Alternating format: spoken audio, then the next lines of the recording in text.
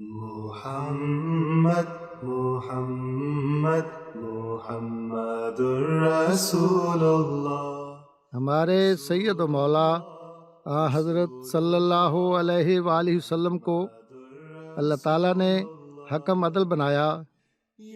جب بھی آپ کے سامنے فریقین کا مسئلہ آیا، ہمیشہ آپ نے انصاف کے تمام تقاضے پورے کیے اور عدل کے مطابق فیصلہ فرمایا۔ جب آپ مدینہ تشریف لے گئے اور متفقہ طور پر آپ مدینہ کے حاکم اعلیٰ قرار پائے، تو یہود بھی اپنے قضائی فیصلوں کے لیے حضرت صلی اللہ علیہ وآلہ وسلم کی خدمت میں حاضر ہوتے تھے۔ یہود کے قبائل بنو نذیر اور بنو قریظہ میں سے بنو نذیر زیادہ معزز سمجھے جاتے تھے، چنانچہ جب بنو قریظہ کا کوئی آدمی بنو نذیر کے کسی آدمی کو قتل کرتا تو وہ قصاص میں قتل کیا جاتا۔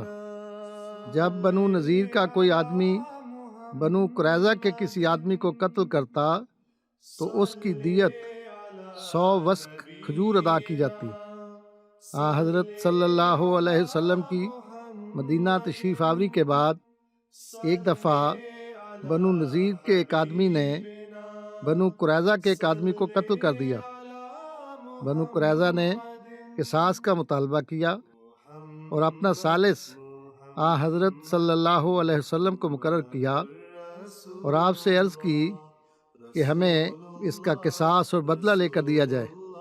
چنانچہ حضرت صلی اللہ علیہ وآلہ وسلم نے اللہ تعالیٰ کے حکم کے مطابق وَإِنْ حَكَمْتَ فَاحْكُمْ بَيْنَهُمْ بِالْقِسْطِ، یعنی جب تو ان یہود کے درمیان فیصلہ کرے تو انصاف کے ساتھ فیصلہ کر۔